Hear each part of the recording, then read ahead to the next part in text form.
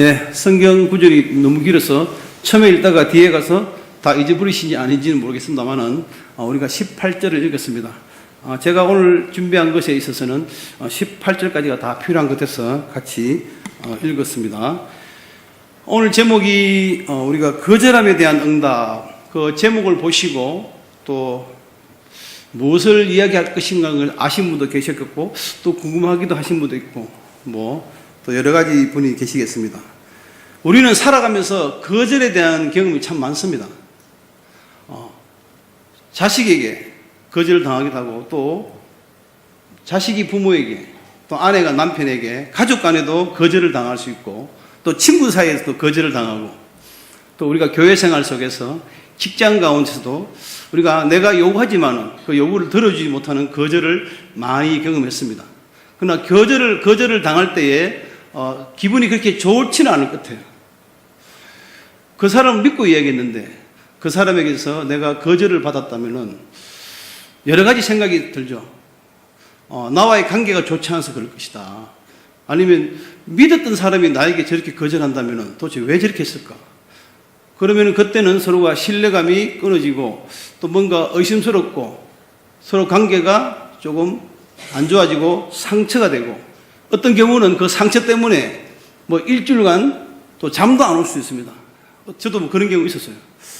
이 말을 하면은 아무 문제가 되지 않다고 생각했는데 그 사람은 거기에 대해서 너무 과민한 반응을 하지 않았나. 물론 제가 또 말한 것이 그 사람의 과민한 반응이 날 수 있는 것일지도 모르겠지만은 그러나 그것으로 인해서 그게 상처가 되어서 잠을 자지 못하는 경우도 있습니다. 그래서 우리는 거절에 대한 경험이 참 많습니다. 그러나 정말 믿었던 사람, 내가 존경하는 사람에게 있어서 그런 사람에게서 거절을 당했다면 그 상처는 오래 갈 거라고 저는 봅니다. 그러면 만약에 저를 거절했다, 내 말의 요구에 거절했다면 그 사람을 정말 미워해야 될까? 그것은 또 아니죠. 우리가 거절을 당하는 것도 훈련이 필요하고 또 내공이 있어야 된다. 내공이. 연륜이 쌓여야 돼요. 우리 교회에서 NLTC 받아보신 분 잘 아실 겁니다. NLTC 받기 전에는 저는 제가 직접 받지는 않았지만은 저희 또 아내가 받았고 또 이야기도 많이 들었기 때문에 받기 전에는 과연 내가 전도할 수 있을까 그런 걱정이지만은 막상 받고 난 뒤에 분위기가 다 가니까 자기도 가야죠. 또 그동안 8주, 10주 교육을 받았으니까 또 가서 해보고 싶은 뜨거움도 있고.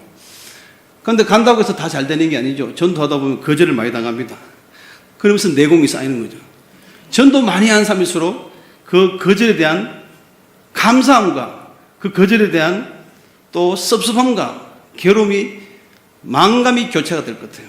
그래서 전도를 많이 하신 분일수록 그 거절을 많이 당해봤기 때문에 내공도 쌓여서 얼굴에 보면은 역시 전도 많이 한 사람들 얼굴에 보면 여유가 있어 보여요. 모든 사람 만날 때 내 그물에 낚였다. 너는 못 빠져나간다. 그렇게 하시는 분은 정말 대단하시다. 저는 교육자지만은 정말 배울 게 많다고 생각합니다. 그래서 우리도 이 거절에 대해서도 훈련이 필요한 거예요. 저는 누군가 나의 요구를 거절했을 때 그 거절의 이유를 대로하면 여러 가지 있겠습니다. 여러 가지 있겠지만은 저는 크게 두 가지로 분류를 볼 수 있다고 생각합니다. 악의 이유 때문에 거절하는 경우와 선의 이유 때문에 거절하는 것입니다. 크게 여러 가지 이유지만은 분류해보면 결국은 악의 이유 아니면 선의 이유라는 거죠. 물론 그 악의 이유는 내가 그 사람의 요구를 들어줄 이유가 없는 거죠. 그 사람이 나에게 거절한 것이 악의 이유라면은 내가 그 사람의 요구를 들어줄 이유가 없으니까. 아니면 그동안에 쌓인 감정이 있거나 그 말이 합리적이지 못하기 때문에 그 이유를 들어주지 못할 것입니다. 결국은 그들 간에 서로 간에 신뢰가 쌓이지 않았기 때문에 그렇겠죠. 그러나 선의 이유로 그걸 거절했다면은 그 이유는 정말 그 사람을 사랑하기 때문에 정말 이 사람이 선한 마음으로 거절했다면은 정말 사랑하고 그 사람이 소중했기 때문에 거절했을 것이라는 거죠. 우리는 그 선에 대해서 거절받은 것에 대해서 우리가 새로운 느낌을 가져야 되는 거죠. 자, 하나님과 나와의 관계는 어떤 것인가? 내가 하나님에게 요구를 했는데 하나님이 나에게 거절했다면은 그는 어떤 내가 마음을 가져야 될까? 우리가 한번 고민해 볼 필요가 있죠. 하나님께서는 선의 본질이시고 선 그 자체시고 완전한 선이기 때문에 분명히 하나님이 나에게 기도나 나의 요구를 거절했다면 그것은 분명히 나를 위한 거절이었다는 거죠. 그 거절은 바로 응답이라는 거예요. 그 거절은 바로 응답이라는 걸 우리가 알 수 있습니다. 하나님은 선하시기 때문에 내가 밉지 않았기 때문에 반드시 그 거절했을 때는 이유가 있다는 거죠. 그 이유를 내가 빨리 찾지 못했고 정확하게 알지 못한 나의 판단 미스이지 결국은 그 하나님의 거절은 잘못된 거 아니라는 거죠. 아니 어린 자식이 우리 어린 자녀가 뭐 해달라 해도 우리 부모가 다 해줄 수 없는 거잖아요.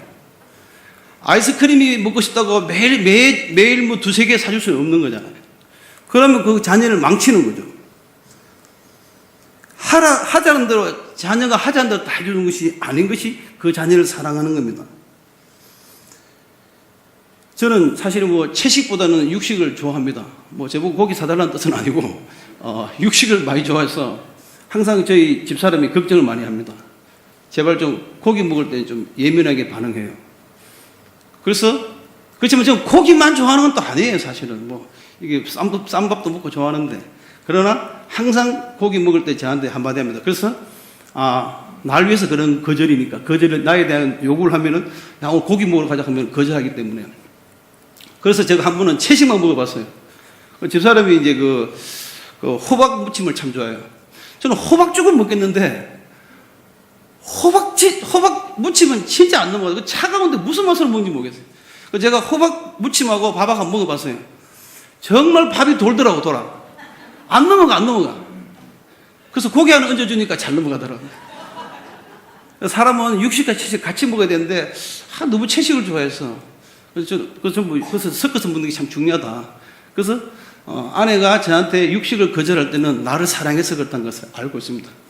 모든 부부가 다 마찬가지일 거예요. 그래서 사랑하기 때문에 거절하는 경우라는 거죠.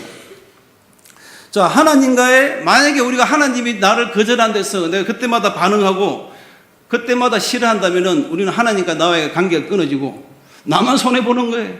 나만 하나님과 멀어지게 되고 또 하나님께서 응답을 받지 못하고 하나님의 복을 받지 못하는 겁니다.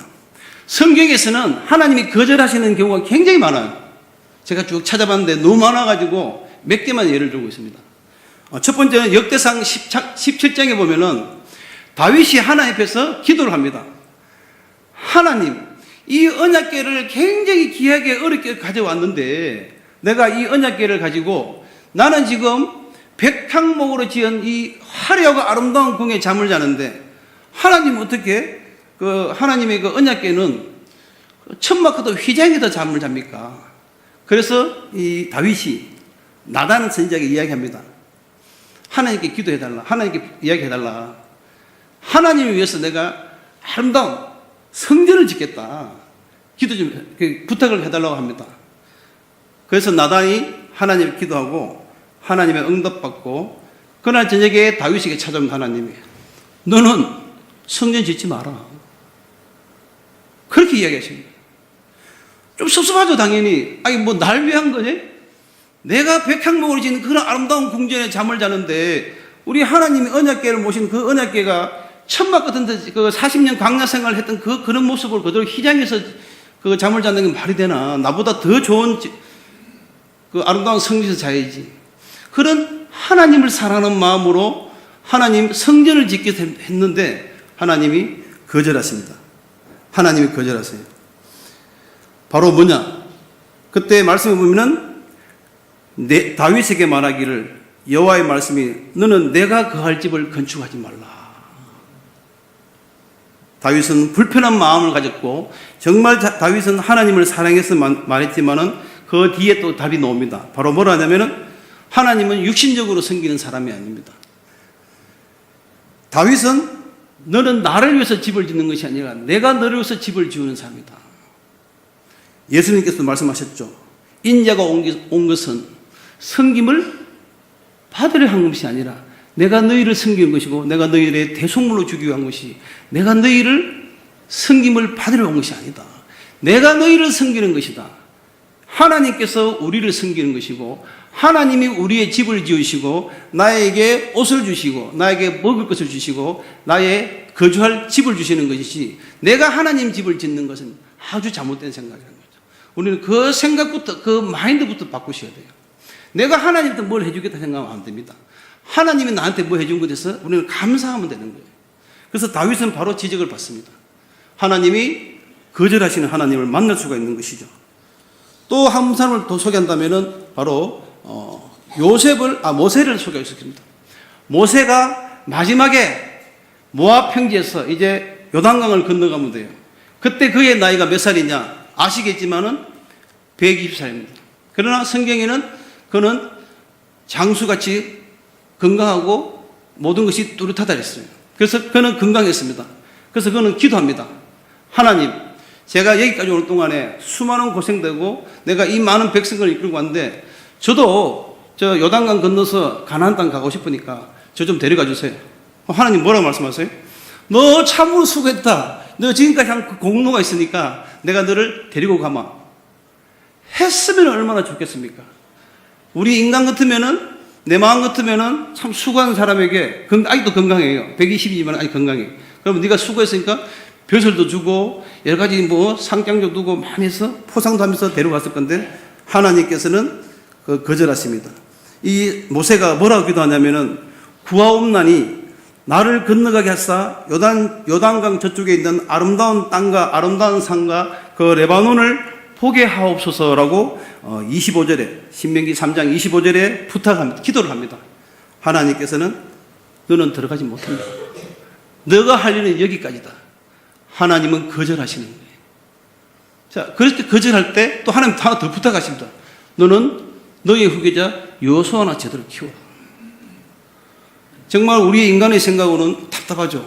내가 이 고생했는데 또 하나 더 키우고 나는 더 가지도 못하고. 그러나 하나님은 분명히 거절하시던 하나님. 우리는 거절하는 하나님을 만날 수 있습니다. 또 아브라함이 90세가 됐습니다. 더 이상 자기 아내나 자기가 자식을 가질 수 없는 나이가 되었습니다. 그래서 아브라함이 하나님께 기도합니다. 내가 그동안 우리 집에서 열심히 일한 집사장, 나의 신복인, 나의 종인 엘리에셀에게 상속을 넘기겠습니다. 하나님 넘기게 하겠습니다 하니까 하나님이 그 약속을, 그 기도를 들어주지 아니했습니다. 그 기도를 거절하시고 아니다. 내가 네 혈육에서 나오고 너 피에서 나올 거라고 이야기합니다. 믿어지지가 않은 아브라함이었지만은 하나님께서 기도를 다 들어주시는 게 아니라는 거죠. 하나님의 계획과 하나님의 섭리와 하나님의 뜻 가운데 있다는 겁니다. 한 사람만 더 소개한다면은 사도 바울이 너무 힘들었습니다. 그 사도 바울은 평생을 전도하면서 얻어 터지고 또 맞고 돌에 맞고 태장 맞고 몇 번 제가 사도 바울의 이야기를 했지만은 그야말로 만신창이가 된 몸으로 살아갑니다. 그러면서 자기는 육체의 가시가 있으니까 너무 힘들고 고통이 있으니까 하나님 제발 좀 이 고통, 이 아픔을, 이 질병을 좀 없애주세요. 기도합니다. 그것도 성경에서 3번이나 기도했다는 것은 3번만 기도했겠어요? 성경에서 3번 기도했다는 말은 그만큼 많은 기도를 했는 거죠. 내가 너무 질병 때문에 내가 너무 아프니까 내 육신의 고통이 너무 힘듭니다. 그냥 걸어 다니기도 힘든데 그 나이가 60 넘은 노인이 그 모든 돌에 맞고 모든 사람들 많이 맞았으니까 얼마나 많은 온몸이 힘들겠어요. 그럼 하나님께서 그 육체의 고통을 낫게 해주지 않습니다. 그때는 사도 바울이 몰랐죠. 사도 바울이 그때는 몰랐지만 나중에 지나면서 내 육체의 가시는 나를 자만하게 하지 않게 해서 그랬으면 신앙 고백을 합니다.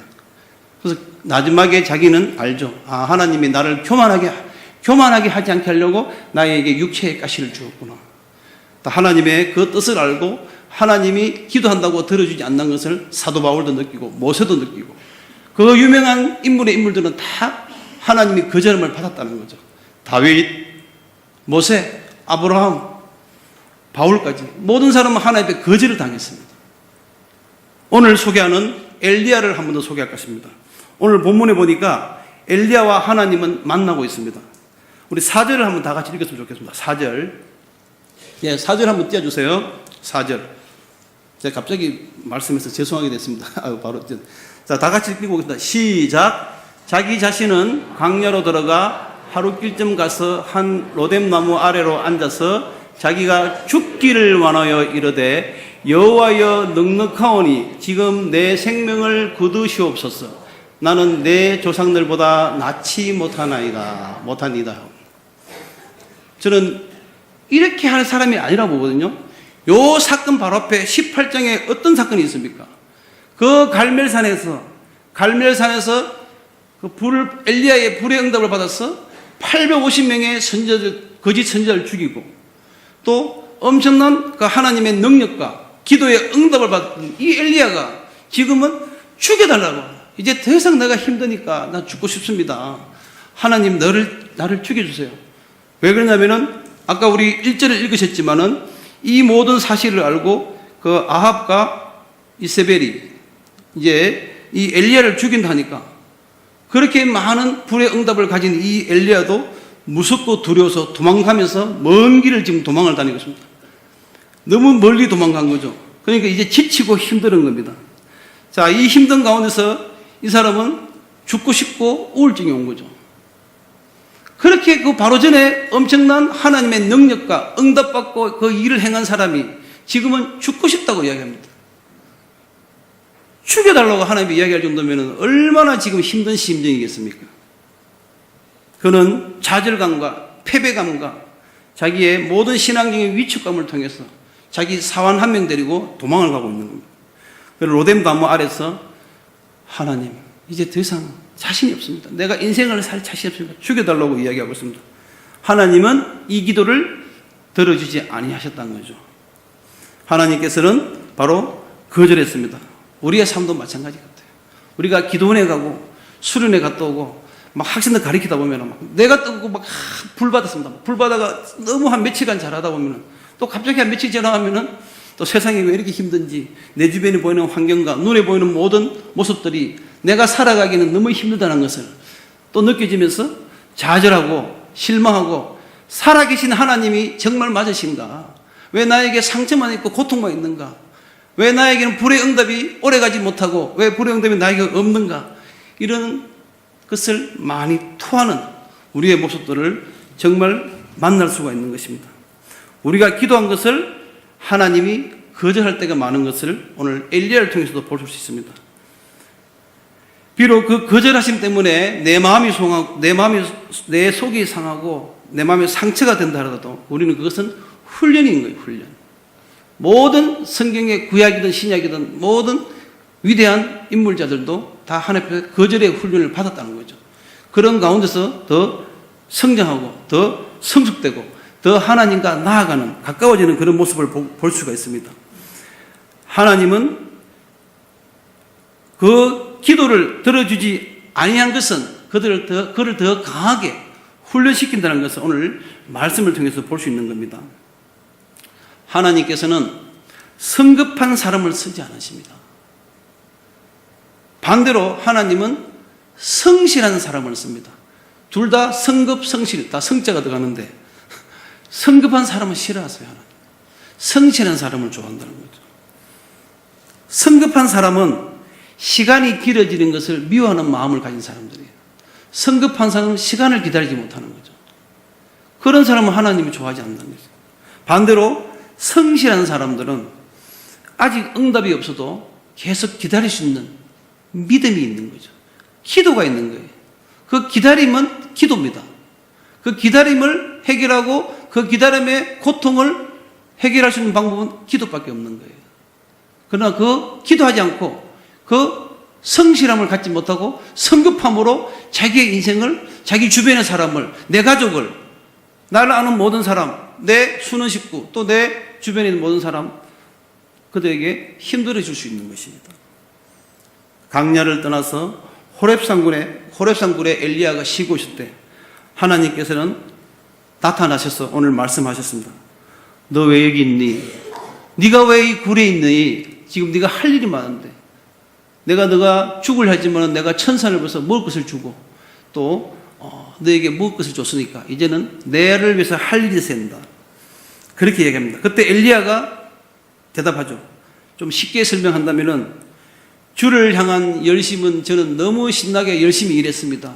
갈멜산에 불도 주셔서 갈멜산의 불로 많은 사람을 죽였고 이방 선지자들을 850명이나 죽였고, 그런데 지금 저 혼자 남았습니다.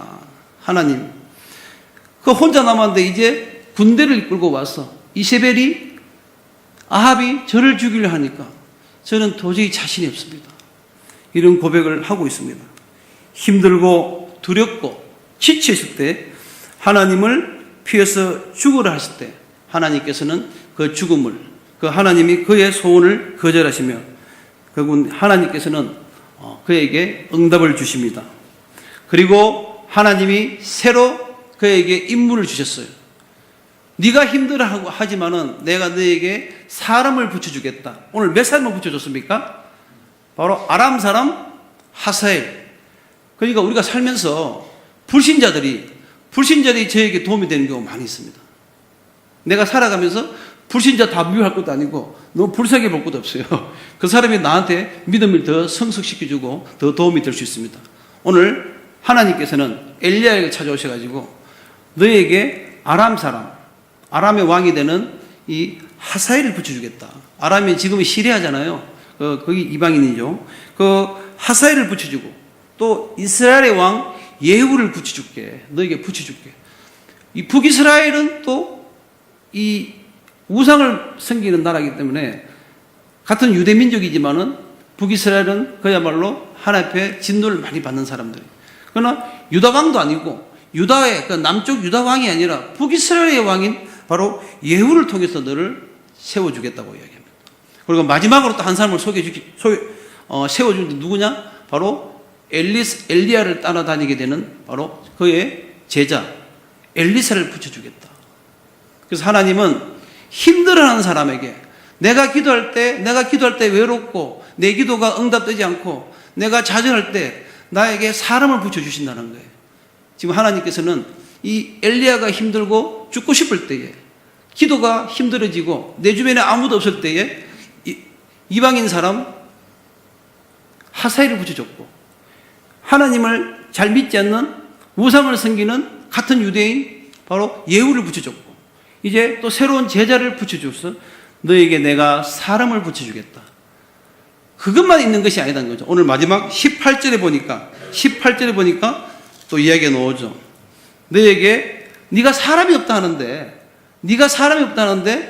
내가 사람도 붙여줄게. 더 많은 사람 붙여줄게. 몇 명을 붙여줘요. 몇 명을. 7,000명을 붙여줄게. 너를 알지 못하는 7,000명을 내가 붙여줄게. 이 기도의 동력자, 이 너와 같이 기도할 수 있는 동력자를 붙여주겠다는 겁니다. 왕급 되는 3명도 붙여주고 또 너에게 바알에게 무릎을 꿇지 않은 사람, 기도하는 동력자 7,000명을 붙여주니까 걱정하지 말라. 그러면서 그는 위로를 받습니다. 18절에 보니까 내가 너에게 바알에게 입맞추지 않고 무릎 꿇지 않은 7,000명을 붙여주겠다고 했습니다.